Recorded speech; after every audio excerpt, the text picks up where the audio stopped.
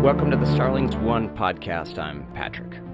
Today, I wanted to take a little bit of a different direction. Last episode, which was the first episode, I used a AI podcast generation engine to basically review an article, and I think it went pretty well. I've been listening to a lot of different AI-generated article reviews with this podcast engine, and I think it does a pretty good job.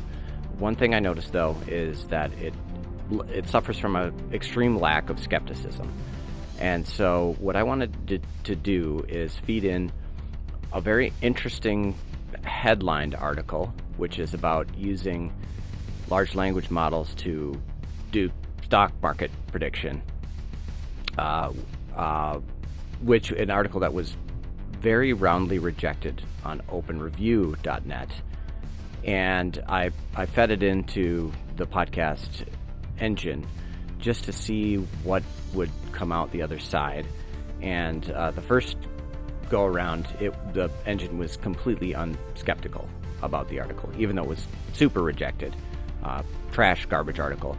So I fed it in a second time, and this is the time you'll hear in the episode here, with a lot of pre-prompting and a lot of different sources on what the comments were, why it was rejected, and the pre-prompting was basically, hey, this paper was rejected.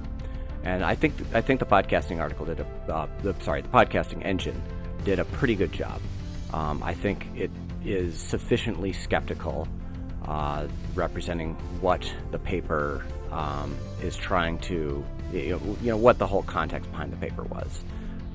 I thought this is an interesting topic to cover because I've heard a lot of interest around the idea of using LLMs to predict things, but not a lot of skepticism. There's just been a lot of hype over the last couple of years since the introduction of ChatGPT around LLMs, pretty low on skepticism. So hope you really enjoy this episode, and thanks very much for listening. Oh, hey, and I almost forgot. Jump on over to starlings.one for more information. Check out all of our different socials. And you can also check out our completely open source and MIT licensed prediction market called Social Predict. If you just search Social Predict on GitHub or just Google or whatever way you want to find it online. You know how to find things. Just search Social Predict, prediction market. All right, great. Thanks. Enjoy the episode. All right, strap in, everyone, because today we're going deep on a research paper that, well, it didn't quite make the landing. Crashed and burned might be a better way to put it. Yeah, maybe that's a little more accurate. We're talking about LLM-based stock market trend prediction. It's by Swamy and their team. Big goals, right. They wanted to use AI, specifically large language models, those LLMs everyone's talking about, to predict the stock market. Like actually crack the code and figure out what's going to happen. Which would be huge, obviously. I mean, who wouldn't want to know where the market's headed? Right. But here's the thing. This paper, it didn't just get rejected. It got slammed. Right. Multiple strong reject ratings on OpenReview Net. Ouch. For those who don't know, that's where researchers share their work. And critique it, sometimes pretty harshly. Yeah, it can get intense. So we've got the paper itself, and we've got all the rejection notes from the reviewer. It's like a scientific roast. Exactly. So what are we doing here? Well, we're going to figure out what went wrong, what made this paper such a train wreck. Yeah, because even in failure, there's often a lesson to be learned. Right. Maybe about the limits of AI, maybe about the importance of being skeptical, or maybe, just maybe, we can find something valuable hidden in the mess. All right, so big picture, the authors, they were ambitious. Oh, yeah. They claimed they could predict stock market trends with, get this, up to 95% accuracy. Wow, 95%. That's like unheard of. Right. If they could actually do that, they'd be, well, very rich. And they considered all sorts of factors, like moving averages, which, that's classic technical analysis. But also things like news sentiment, how positive or negative the news is about a company. They even looked at options volume, which that gets pretty complicated. Yeah, options are like side bets on whether a stock will go up or down. And they tried to factor in supply and demand, which, that's like the foundation of economics. But applying it to the stock market, it gets messy really fast. Lots of moving parts. Okay, so bold claims, interesting factors.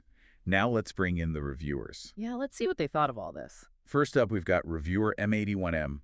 They were interested initially, but their feedback, well, it got pretty brutal. Yeah, M81M basically said the paper was so poorly written, it was almost impossible to understand what the authors actually did. Like trying to follow a recipe with half the ingredients missing and the steps all out of order. Exactly. And that's a huge problem in science. You need to be clear and precise so other researchers can replicate your work. Reproducibility, that's the key word. If others can't follow your steps and get similar results, then your research is basically useless. Right.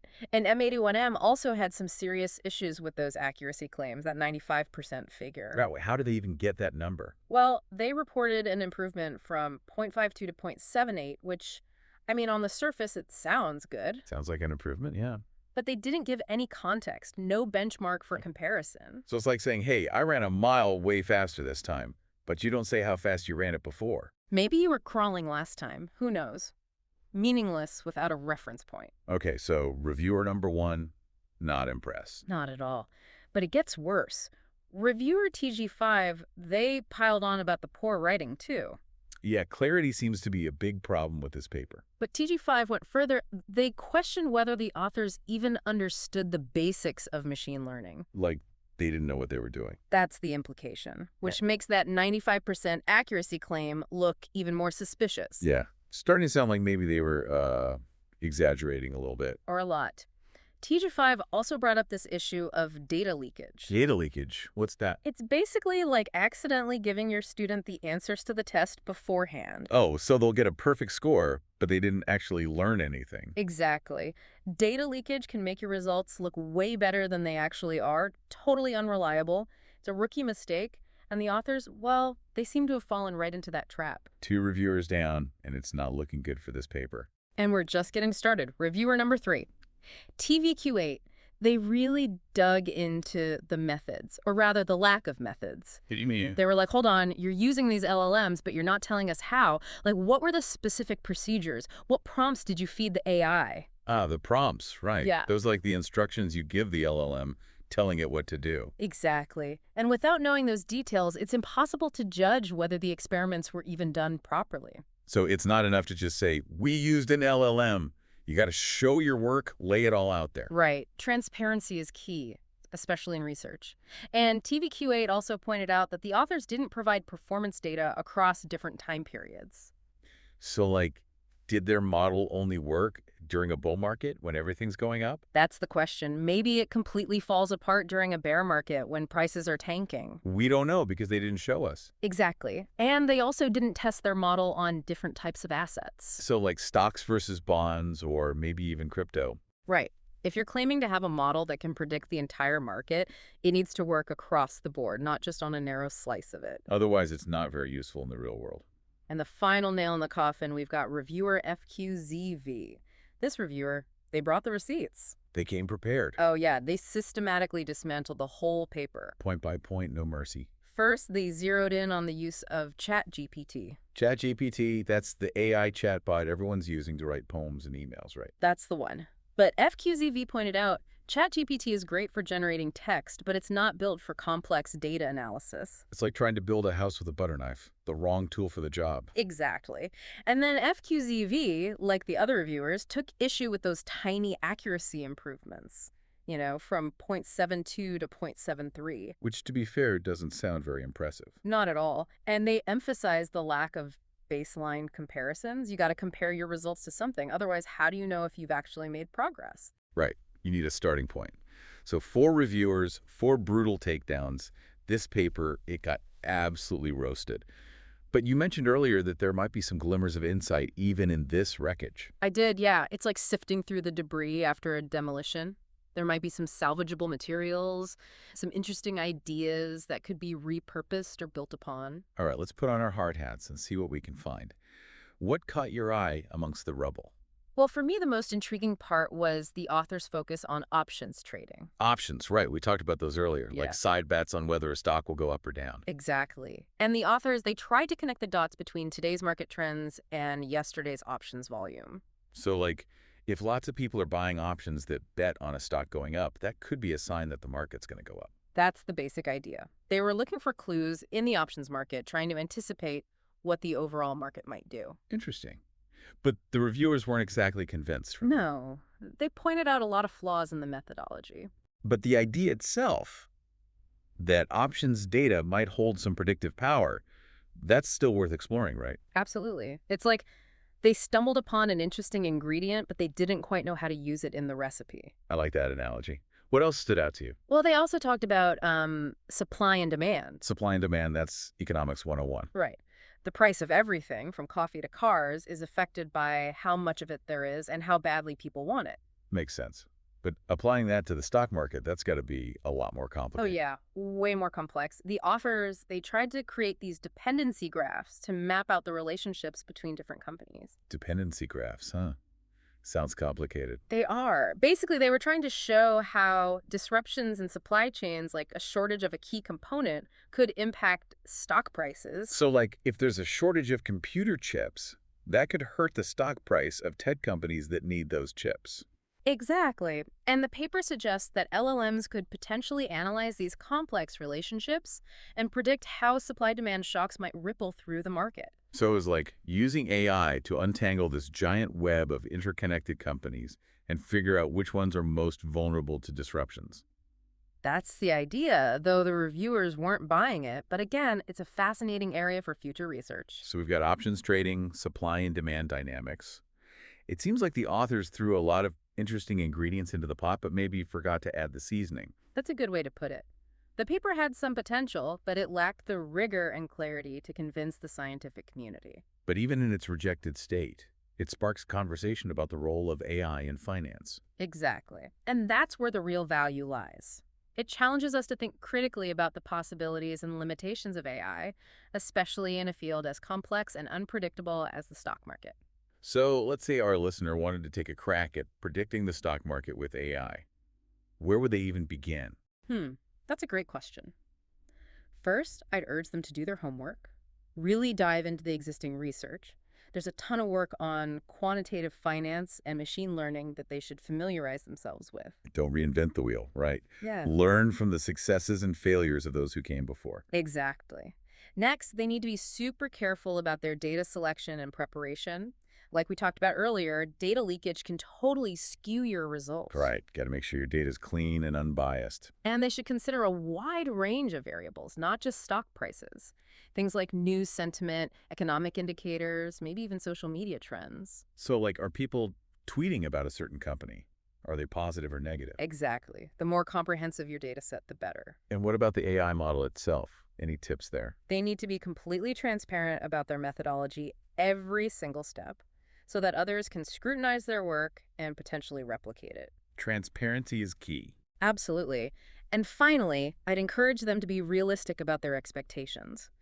The stock market is incredibly complex, influenced by countless factors, many of which are inherently unpredictable. Even the most sophisticated AI models aren't going to have a perfect crystal ball. Right. But that doesn't mean we should give up the quest. AI has the potential to offer valuable insights and deepen our understanding of the financial world. It's about using AI as a powerful tool, not a magic wand. Precisely. Now, going back to the paper, there's one thing that still puzzles me. They claim to have achieved 95% accuracy, which, I mean, come on. That's what caught my attention, too. It sounds almost too good to be true. And it probably is. While it's not impossible to get high accuracy on certain financial prediction tasks, especially in very controlled settings, a 95% accuracy rate on something as complex and volatile as the stock market, that raises a lot of red flags. So maybe it was a case of overblown claims, maybe even a bit of wishful thinking. It's certainly possible. And it highlights the need for a healthy dose of skepticism when evaluating research findings, especially in fields prone to hype. Don't believe everything you read, especially if it sounds like a get-rich-quick scheme. Exactly. To be fair to the authors, they did acknowledge some limitations of their approach, particularly the reliance on ChatGPT's ever-changing training data. Right. ChatGPT is constantly learning and evolving. So a model trained on its output today might not perform the same way tomorrow. Precisely. That makes it really difficult to create stable and reliable models for financial prediction. So even if they did hit 95% accuracy at some point, it's unlikely to be a sustainable or generalizable result. Exactly. And that's an important lesson to keep in mind. The search for a foolproof stock market prediction algorithm will likely remain a holy grail, elusive, and probably mythical. But the journey itself is full of fascinating challenges and opportunities for discovery. Absolutely, and that's what makes this field so captivating. We're constantly learning, pushing boundaries, and hopefully becoming more discerning consumers of information along the way. So we've gone through this whole rejected paper. We've seen the flaws, the critiques, but also some, interesting ideas. Where does this leave us? What's the big takeaway for everyone listening?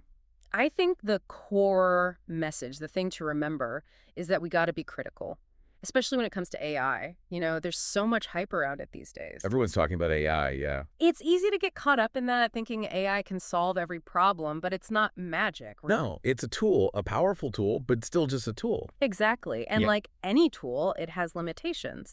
And this paper, this rejection paper, it's a good reminder of that. Yeah, it reminds us that even in cutting edge research, things can go wrong. We can't just take everything at face value. Right. We got to question what we see, what we read, what we hear. So for those of us who aren't, AI experts, how do we navigate all this? How do we make sense of all the claims being thrown around? Well, first off, don't be afraid to be skeptical. Like we talked about earlier, a healthy dose of skepticism is a good thing. Don't just believe everything you hear. Exactly. Ask questions, dig a little deeper, trying to find different perspectives. And don't be afraid to push back, right? Even if the person making the claim is some big shot professor or CEO. Oh, absolutely. And don't be shy about admitting when you don't understand something. AI is a complicated field. Even the experts are learning new things all the time. It's okay to say, hey, I don't get that, or can you explain that in simpler terms? Of course. We're all on this learning journey together. Now, this particular paper, it might have been a flop, but it did start an interesting conversation about AI and finance, about what it can do, what it can't do. Yeah, and it gave us a look behind the curtain of the scientific process. It's not always pretty, but that's how we learn and improve. So before we wrap up, is there a final thought-provoking question you'd like to leave our listeners with? Something for them to ponder as they keep exploring the world of AI? Let me see. I'd ask them this.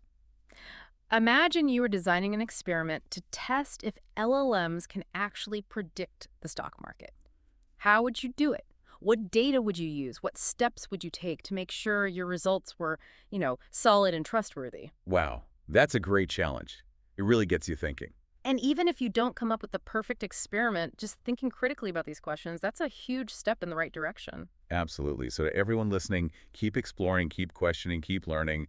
The world of AI is full of possibilities, but it's up to all of us to shape its future. I couldn't have said it better myself.